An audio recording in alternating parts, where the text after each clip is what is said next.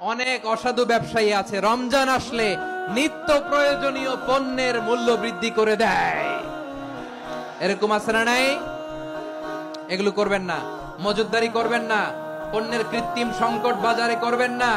আপনি লাখ টাকা কামায়া ভাবছেন যে রোজাদারদের কষ্ট দিয়ে ধনী হবেন, এমন রোগ আল্লাহ আপনারে দিবে, কোটি টাকা দিয়েও আপনি হাসপাতালের বিল পরিশোধ করার ক্ষমতা আপনার হবে না। খবরদার। আর শেষ বয়সে দেখবেন কি কষ্ট আপনার হয়। আপনি রোজাদারদের কষ্ট দিয়েছেন, আল্লাহ আপনার সুখে রাখবে? আল্লাহর দোহাই লাগে আমার ব্যবসায়ী ভাইয়েরা এটা করবেন না। আরব বিশ্বে আমরা দেখেছি, আরব বিশ্বের ব্যবসায়ীরা সারা বছরে ব্যবসা করে, রমজানে ভর্তুকি দেয়।